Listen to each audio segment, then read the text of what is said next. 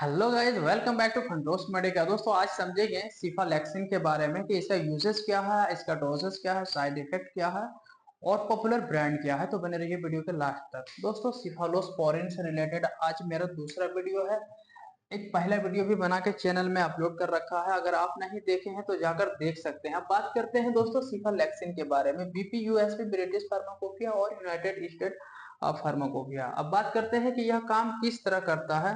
तो broad spectrum के साथ बैक्टीरिसाइडल होता है। अगर आप ब्रॉड स्पेक्ट्रम नहीं जानते हैं, नैरो स्पेक्ट्रम नहीं जानते हैं, बैक्टीरिसाइडल और बैक्टीरियोस्टैटिक एंटीबायोटिक नहीं जानते हैं, तो हमारे चैनल में वो भी वीडियो अपलोड है, जाकर देख सकते हैं।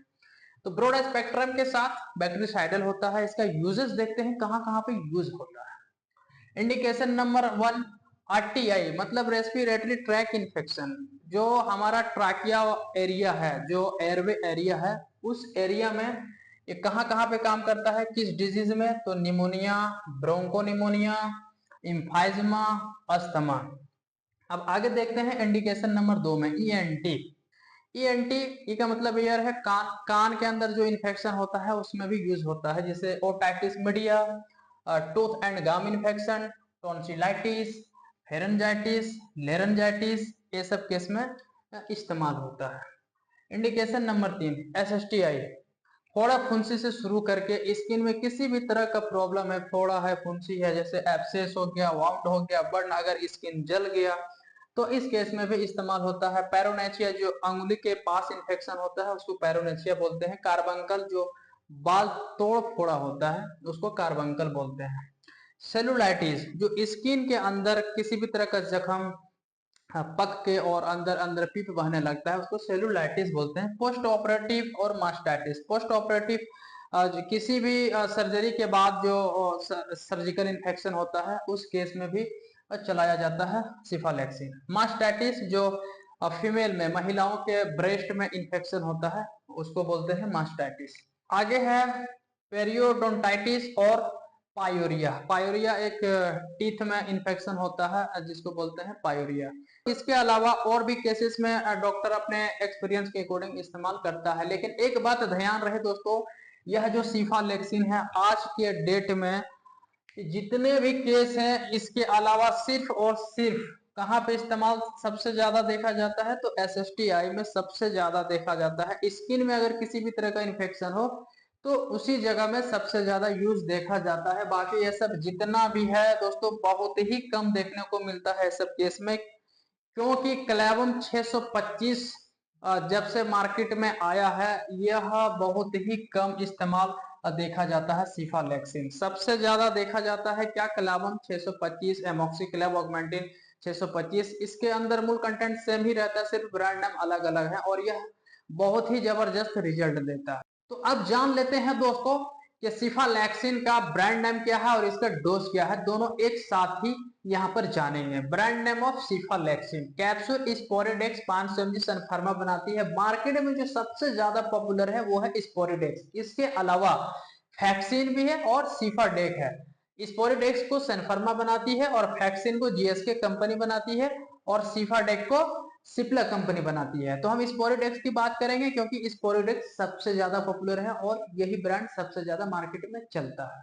तो स्पोरिडेक्स किस किस स्ट्रेंथ में मिलता है उसकी पहले हम बात करते हैं। कैप्सूल स्पोरिडेक्स 500 mg और टैबलेट स्पोरिडेक्स एएफ 375 mg और टैबलेट स्पोरिडेक्स एएफ 750 mg। ये 3 वेरिएशन में आता है। और अगला है सस्पेंशन में भी मिलता है। सस्पेंशन स्पोरिडेक्स 30 ml का बोतल आता है।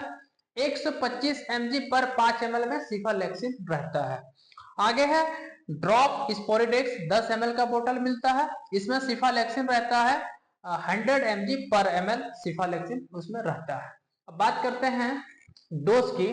तो डोज है दोस्तों एडल्ट का 500 mg TDS-PC, मतलब 500 mg दिन में 3 बार खाना खाने के बाद दिया जाता है। ओल्डर चाइल्ड को कितना दिया जाएगा, 250 mg TDS-PC दिन में 3 बार दिया जाएगा। स्मॉलर चाइल्ड को 2.5 ml से लेकर 5 ml तक दिया जाता है TDS-PC। बॉडी वेट के हिसाब से जान लेते हैं कि सिफालेक्सिन का डोज क्या है।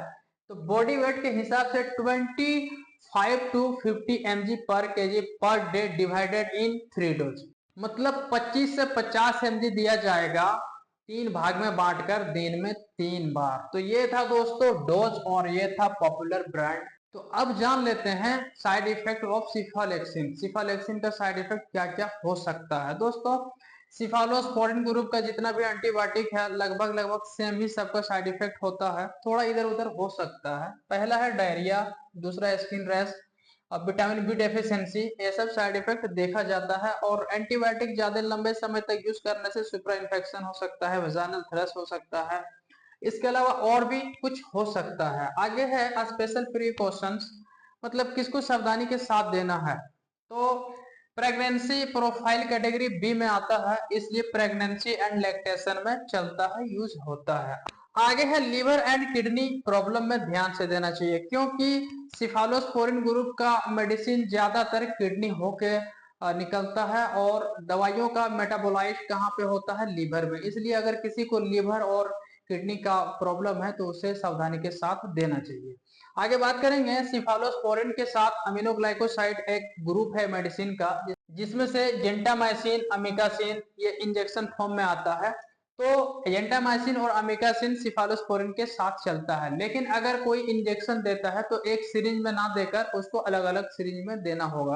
मगर एक बात ध्यान रहे, यह वीडियो सिर्फ और सिर्फ जो प्रैक्टिस करते हैं उनके लिए है और जो मेडिकल रिलेटेड से नॉलेज रखना चाहते हैं उनके लिए है। कोई भी सेल्फ मेडिकेशन ना करें विदाउट डॉक्टर एडवाइस के। दोस्तों यह वीडियो कैसा लगा कमेंट करके बताएं, और अच्छा लगा हो तो लाइक कमेंट शेयर जरूर करें। मिलते हैं किसी नेक्स्ट वीडियो में।